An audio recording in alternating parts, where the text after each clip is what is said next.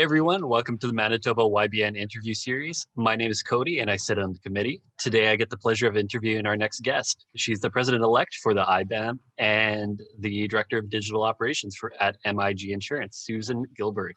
Thanks for taking the time to interview with us today. Oh, my pleasure. Thanks for the invitation. Our pleasure.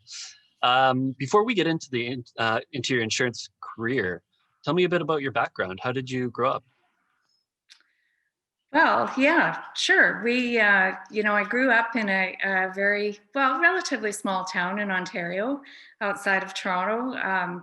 5 kids in the family. I was the youngest of 5, so had to kind of scrap it out for any crumbs and whatnot, being in a big family.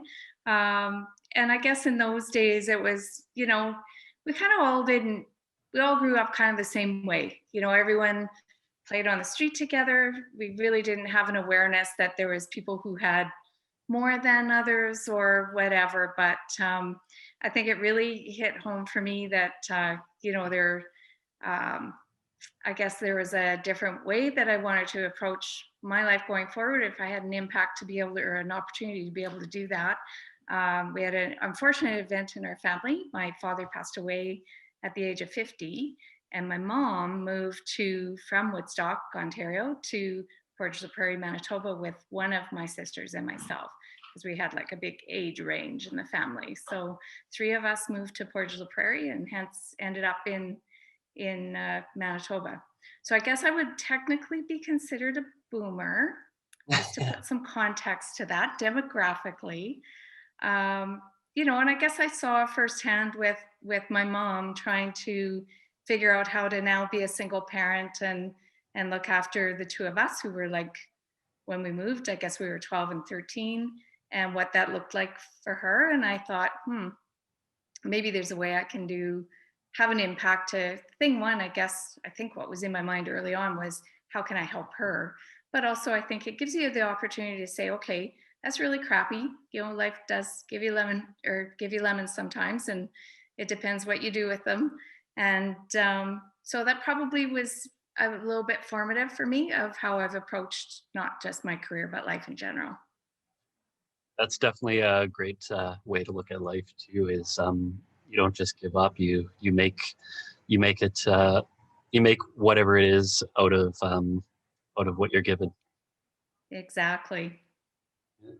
Now, you didn't automatically get into the insurance industry. Your career started off in marketing and the finance sector. Tell me a bit about that. Yes. So, like most of us, there was never that moment of, I want to be an insurance broker when I grow up. I actually know one person in our industry who used to say that, but that's one out of very many. So after college, I was working in the finance sector. I was actually working within the credit union system, and Brian, my partner, husband, partner in business as well, was working with Portage Mutual at the time, and we decided to make a change and move ourselves. Actually, he was transferred out to Edmonton, and I decided shortly after to join him there, and working within the credit union system there as well. We spent about a year in Edmonton and then moved to Calgary, and we were there for about 14 years.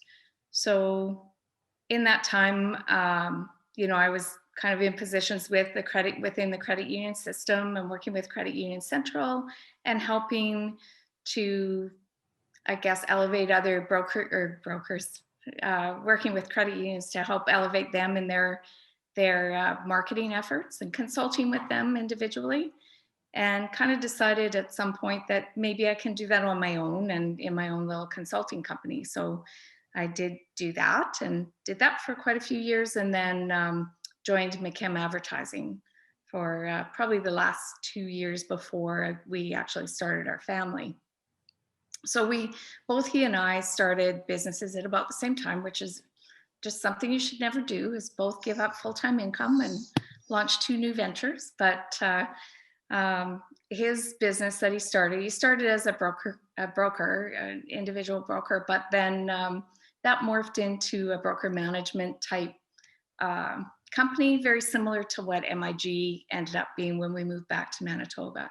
So to kind of fast forward, when our kids were really little, we decided we wanted to move back to be closer to grandparents. So we were able to sell that business and move back and start MIG in this kind of the same way that we had had the company there set up. But and MIG started as really, it was kind of like a bit of a tech company back in the day, I guess, in that we we provided broker management services to other brokerages as well as access to markets. So trying to help smaller brokers have availability in terms of being able to get products for their customers and also help them on the back end with their business processes. So it was that's kind of what the first iteration of MIG was.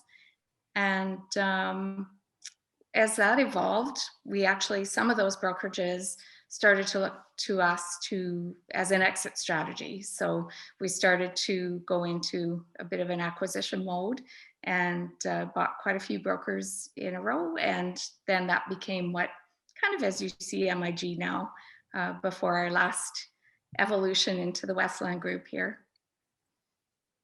That's great. What you kind of answered my next question too. So I was about to ask, what is it about the insurance industry that ultimately pulled you towards it? So it was a little bit of wanting to move back to Manitoba to be closer to the grandkids, and then I guess your experience in like technology led you towards the insurance industry from there. Is that correct? Well, kind of fell into it. So our kids, I always want to say, were 4, 2, and brand new when we moved back to Manitoba. So, and they're, you know, just about 30 and beyond that now. So that was a long time ago.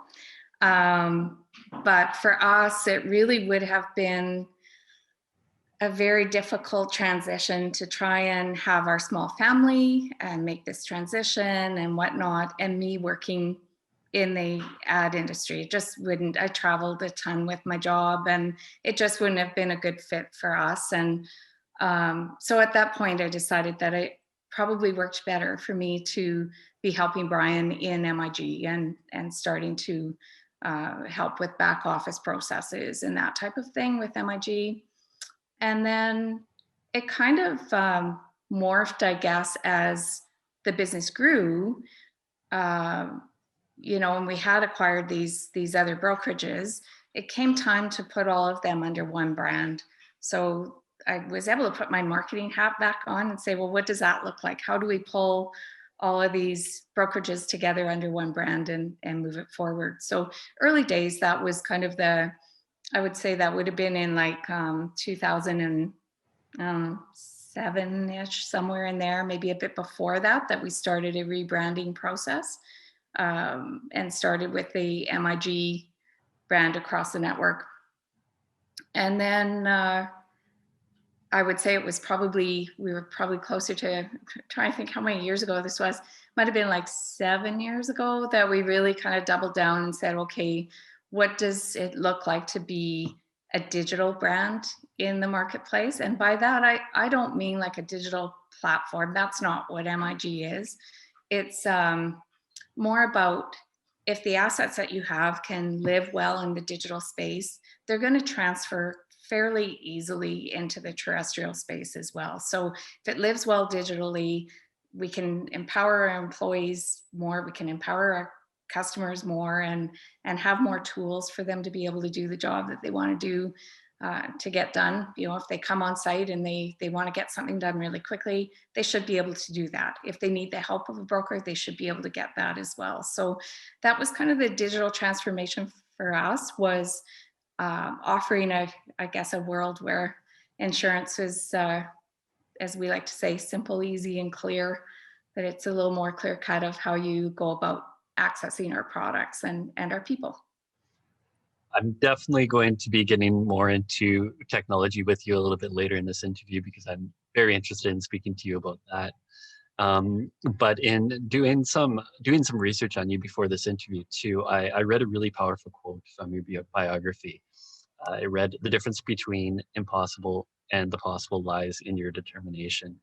Now, you definitely have a strong entrepreneurial sense about you. Where does that come from? Yeah, and I have another shortened version of that I have like burnt on a wood block kind of type of artwork, which is in the impossible lies the energy. So kind of the same vein, and I suspect that it's mostly driven from some somewhat humble beginnings, and just a belief that every day we make tiny decisions that add up to the path that we end up, not that it adds up to the path that we kind of see for ourselves. So I believe quite strongly that if you put something in motion and you look to what you want your life to be and you have some vision of what that might be, personal life, work life, all of that, that in your subconscious, you start to actually line up the decisions that you make on a daily basis to help you get there. We've been through, I guess, early on in our careers, both Brian and I went through a little process of, setting goals and whatnot, and committing them to writing, and years later found that set of notes that we had, and it was amazing how much um, how you align what you do and where you're headed into something that I'd even forgotten that we'd had. It was quite amazing to read it afterward. There were lots of difficult times along the way, and I think that's where that entrepreneurial spirit really kicks in. Uh, you know, Starting two businesses at once when we were in Calgary, trying to find a way to replace my income at one point when I wanted to stay home with kids and all of those things. There were some really lean years in there, but I think if you've got that vision of what it'll be in the long term, I think that really helps you to get through those times and know that you're on the right path, or at least there's no right path, but the path that you see for yourself. You guys must really complement each other, especially when you're when you dropped everything just to start businesses and work together. How do you guys manage that time? It must it must take up a lot of time.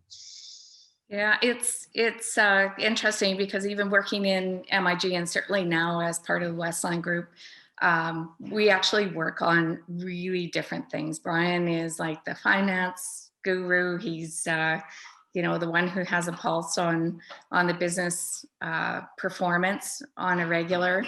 And for me, and when I say on a regular, like hourly, I would say. Um, he's got a pretty good business sense about him that way. And for me, I would say I'm more on the creative end of things, which I think has really made it easy for us to work well together and work in different ways for sure. I'm the one who's out there going, we should do this, we should do that. And he's the one kind of holding my feet down saying, okay, yeah, we can do that, but let's look at the implication of that and make sure it'll actually help us, grow the business in a way that makes sense. Yeah, that's perfect. It's I'm kind of jealous to have that kind of relationship is really amazing.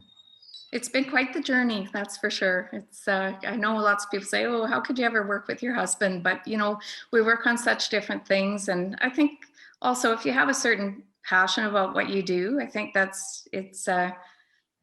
maybe we're just lucky that we're able to work together for the most part, but it's worked out well for us for sure. Now, I do want to go back, as I mentioned, to your experience in technology. With your experience in technology, you really brought, as you mentioned, MIG into the digital world. Can you tell me what some of the challenges were and ultimately what benefits you saw? Sure. So for us, I would say, we're a digitally enabled brokerage. We haven't built a lot of our own tech. So our decision pretty early on was, let's see what we can pull together to build the customer experience and the employee experience that we want. So rather than getting too hung up about building our own chatbot or own this or own that, we've kind of looked to the industry to see what's the best products out there that relate to our industry and can have the best impact, I guess, in building the experience that we wanted to build. So rather than concentrating on developing technology, we concentrated more on digital marketing. How can we get in front of people that we want to get in front of? And how can we enable both our employees and our existing customers to do things in a way that makes sense? Just an ease of doing business through leveraging the different technology that we could. You know, a really good for example of this, and I'll give them a little plug because I've been doing quite a bit of work with them. There's a company called Pro Navigator. I'm sure you've heard of them. You know, we've worked with Joseph and his team for quite a few years already on a couple of different technologies. But I think the one that's been, well, both technologies that we use are impactful, but the one that's internally really impactful is their Ask Sage product, which is specifically a product that we wanted to leverage to make life easier for our internal teams. And I think it's been really helpful having a product like that in our stable of tools for our brokers, particularly during the pandemic, where you're no longer sitting across from your coworker and can easily ask, hey, what do you know about whatever, you know, limits of insurance for whichever company on whatever part of the product. Whereas Ask Sage, you can just, in a Google-esque kind of way, ask that question and get returned with some answers on it. So, you know, when I say, you know, we like to think we are a digital first brokerage, and I believe we are. We're recognized for that by several different groups, I guess, in terms of our company partners and whatnot. But it's been more about leveraging technology and building out an ecosystem rather than building our own tech. We do play around lots with little programs to help connect things up and whatnot, but with varying degrees of success, I will add. There is so much digital noise out there and so much tech, especially coming out right now. And you're definitely not a stranger to the emerging tech within our industry. But with everything coming out so quickly, what do you see as benefits to our industry, and what do you think we need to watch out for? Yeah, you know, I was thinking about this the other day. I feel like it's been a weird year for everybody, and I think particularly it's been a bit of a weird year for really staying connected with kind of, you know, those types of conferences that you might go to that, you know, 5 years ago we would have gone and heard about, oh, you know, this will probably happen in the next 5 years. Those types of things aren't really part of my daily. I feel like, you know, we're just kind of getting through the day and getting the job done of what we're trying to do, and hop in on the odd webinar where we can to learn something new. But I think when I think of the types of changes that we were looking at, say 5 years ago, that were coming and are now here, and it's really quite interesting to see what the impact will be of those changes. And so, for example, if you think of, you know, products that are embedded into insurance products that are embedded into other products, other purchases that people will make.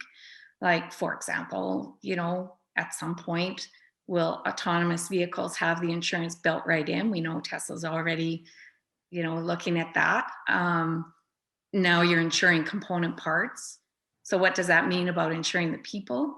So does that change the product that we sell? You know, if we fast forward and that's kind of, that technology is built into every car that's in the marketplace, then we have to be able to respond to that. And that probably means we're then looking at offering a different slate of products. You know, maybe that personal liability side becomes a much more important type of coverage for people than what people view it to have right now. I think the other thing that, you know, little things that you might see coming, and I know this is already happening with some providers, that there's, you know, different relationships being built where you might, as an insurance provider, you know, actually one of our colleagues in the Westland group does this now already. So as an insurance provider, you might offer coverage for a building, and then offer a way to have all those renters in that building covered as well. So right now, that's like, a separate contract, but down the road, does that become part of the lease? So those are things we need to be thinking about, is that, take some of those products then perhaps out of mainstream availability for insurance brokers to be selling. So we need to keep an eye on those types of things. Um, and I think the biggest thing that can happen in the next little while is for all of us to keep an eye on what's happening with our data. When we look at what's happening with the DX project nationally and how we're trying to bring broker management system providers into more alignment with our company partners, and how CSIO can play a role in that in moving things forward, that's going to be a really important piece for us all to keep our eye on and make sure that we move along with that too, and be able to use that data in a way that makes sense and build out experiences that can take advantage of that.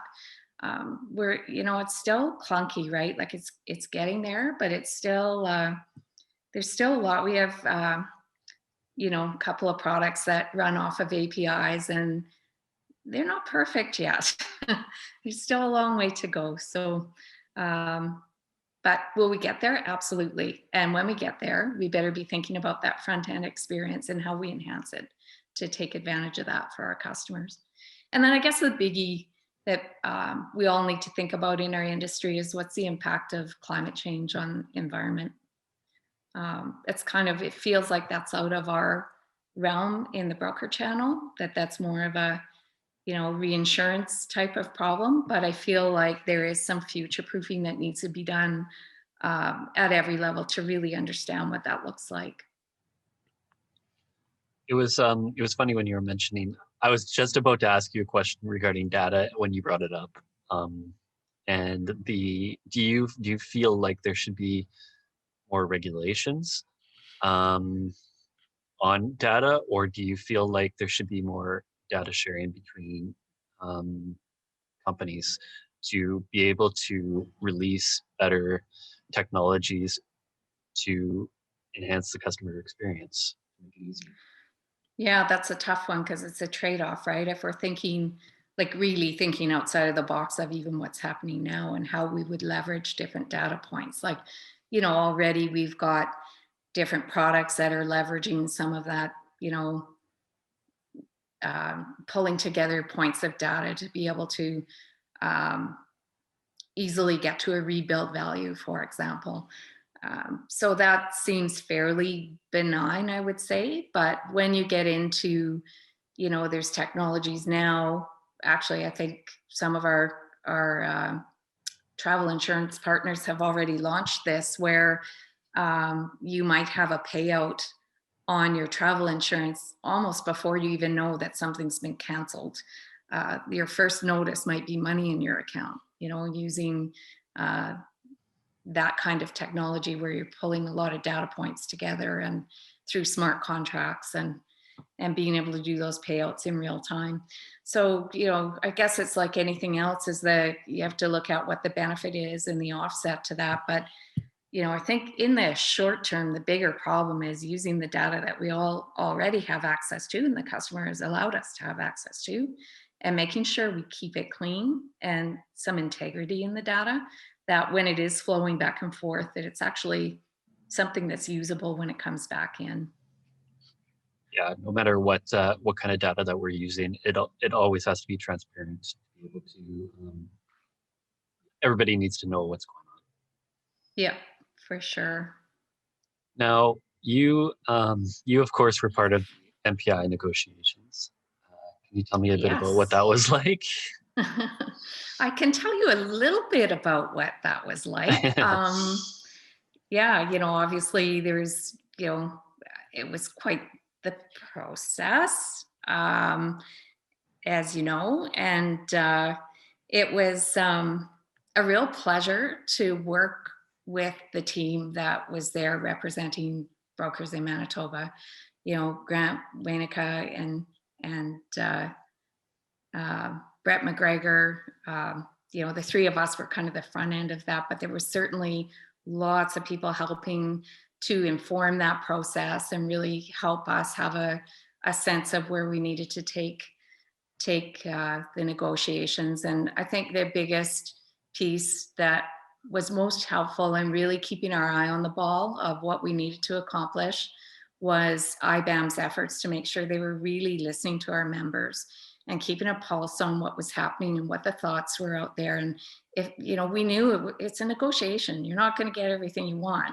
There's some things you have to be willing to make movement on, and some things that you're prepared to say, no, this is too important. We need to get here. So that was a real big learning experience going through it, for sure. And I was really thankful to have the guidance of the team behind us, and the information from the brokers and the support from the broker community was really helpful going through. I think we came out with something that certainly both parties can live within. And it's tough. Everyone has their own perspective of what they want to see and how they see something being developed. And, it's a chance to really do something differently for Manitobans in this space. And we never, ever wanted to get in the way of that. We wanted to be part of it. And we're really, in the end, very thankful that we were able to come to the agreement that we were able to come to, and thankful for our partners at MPI to be working with us in that vein and continuing to, there's a couple of different committees that meet regularly to start shaping what this will look like going forward. So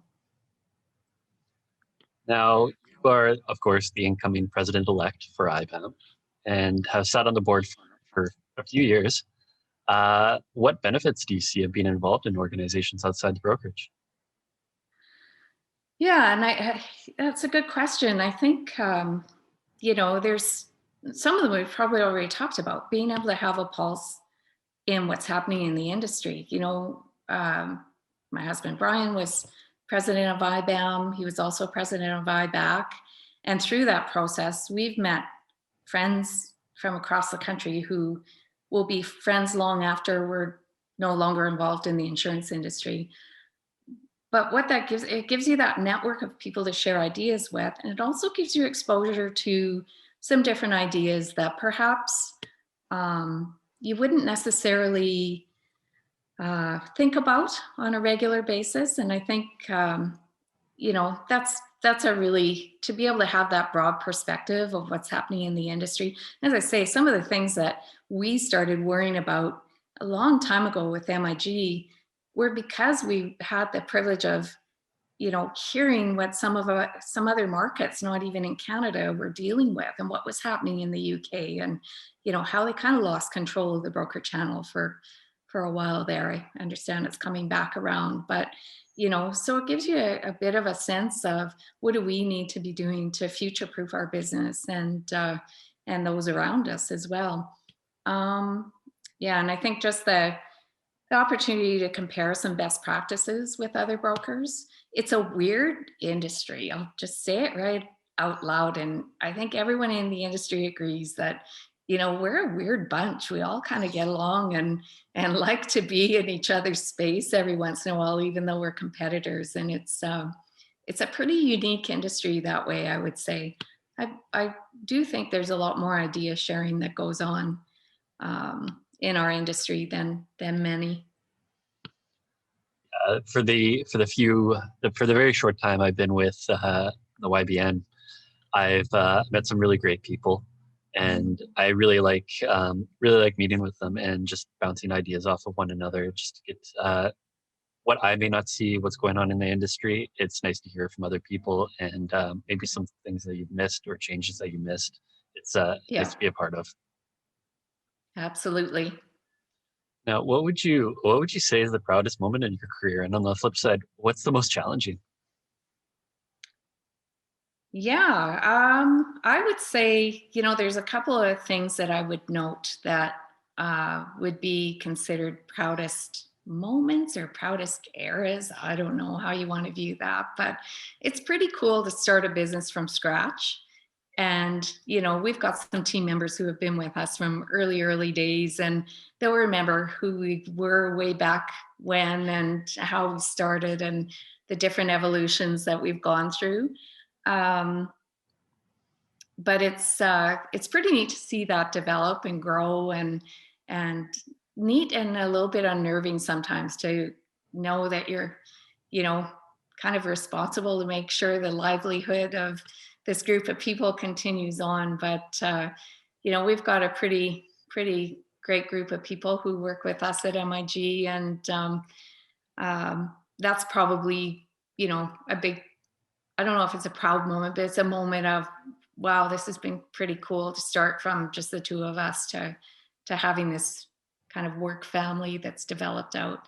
And I think that's been one of it's fed a lot into our decision when, it was time for us to decide what's the next step for MIG, and, looking at folding into the Westland group. We wanted to make sure whatever we did, that it felt kind of the same, that there was that family values behind the business. And it was, I guess more broker friendly environment than, we wanted to make sure the fit was good for that team for sure. So, and the other, I'd be remiss if I didn't say it's a ridiculously proud moment when not only you get to work with your significant other, but to work with your adult children, which has been like an amazing journey, watching them kind of go through what they've been through and how they've evolved their careers within the industry. We've got two of them who are still working within the Westland environment, I guess, more, morphing out of being like working directly on MIG and kind of taking on roles within the bigger organization, and another who is in a insurtech type company now. So that's a pretty proud moment that, none of them started that way. We always kind of say, go do something else and see what the rest of the world is like. And if you want to explore being here after that, then we can talk about that. So it was pretty fun. We had quite a number of years of the five of us working in the business together. And it was pretty cool. It's really neat that you're able to do that, especially working closely with your family. Yeah.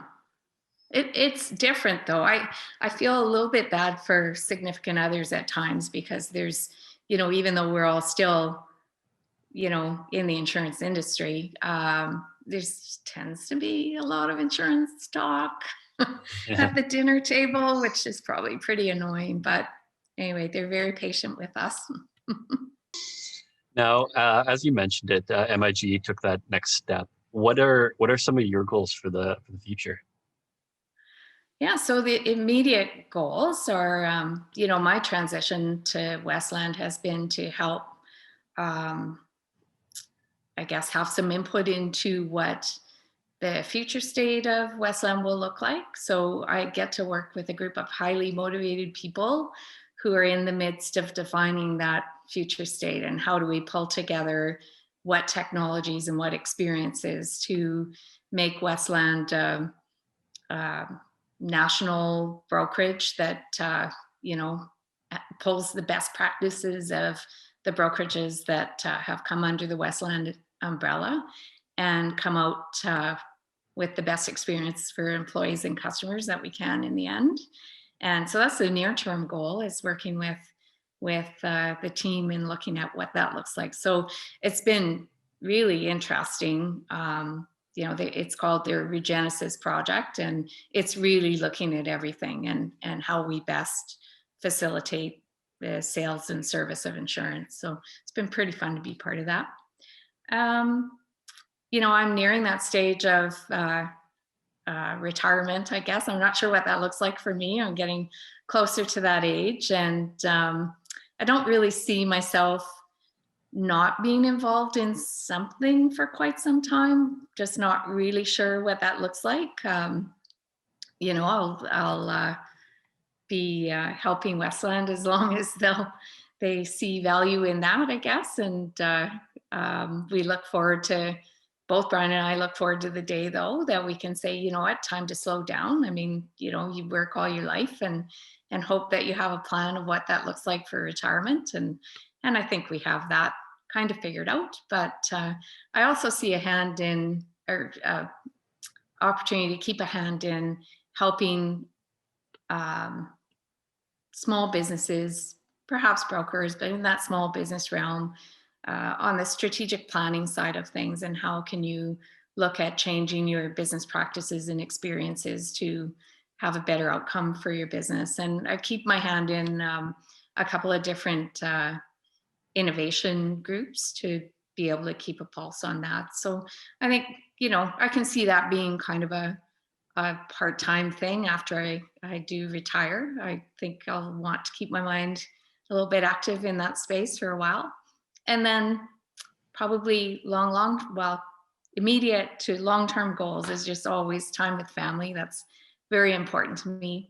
And time with the menagerie of puppy dogs in our family, and whatever else life brings in the next little while. So Those are some great plans. I wish I can start thinking about what my retirement looks like. I'm not quite at that stage yet. yeah, I think our kids think they should be thinking about that too. I'm like, no, this is our conversation, not yours. No, Now, it's good. They've got a long road ahead of them and they're excited about it. So it's good. that's good. Now, you are definitely a role model for women in this industry. What advice would you give to the next generation of female leaders? Yeah, so thank you for saying that. I don't really look at it as that. I kind of do my thing and hope that I give back to the industry in my way. So if the result of my time in the industry is that, then I'll be thankful if I've been able to do that for women in the industry. Um, our industry is heavily weighted with women, sometimes not necessarily in more senior positions, although I have to say there's been such a shift in that. I would say in the last, I don't know how many years, let's say 5, but maybe more. But I've met some amazing women along the way. I work with some amazing women, um, many of them much younger than myself. They're, you know, haven't been in the industry as long and have so much value and teach me all the time. So that's why I'm a little bit, okay, it's not uncomfortable, but if you get what I'm saying, that I think that mentorship goes kind of both ways always. And our industry has so many different career paths, and that's one of the things I really like about it. You might think you're starting in the industry as an insurance broker, and you might take a really different path down the road.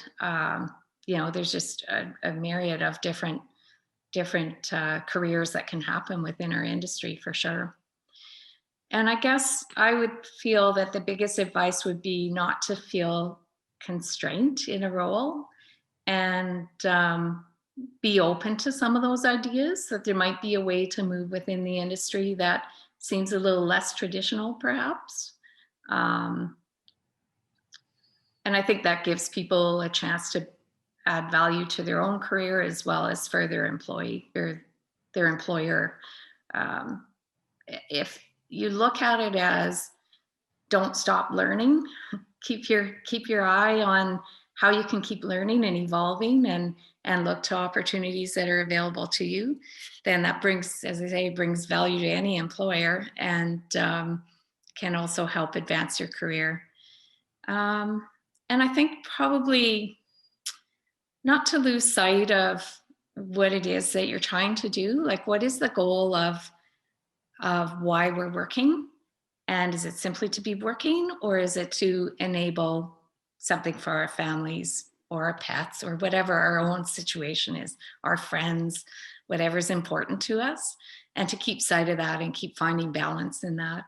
I think that's the one thing when we were starting companies way back when, it was really easy to get out of balance, and life will tell you really quickly that you're not in balance. Usually there's a bit of a wake-up call along the way of, yeah, I got to get more sleep. I need to be present when these things are happening with my children, for example, or whatever the case might be. And you start to find that balance. And probably another thing I would say is, if you can keep a positive attitude in any interaction, life's not always a straight line and it's not always easy. There can be really difficult times along the way. And it's all in how we approach that. We talked at the start of our time together about, being dealt lemons. Well, look at what kind of solutions you can bring to the problem. Don't just dwell on the problem.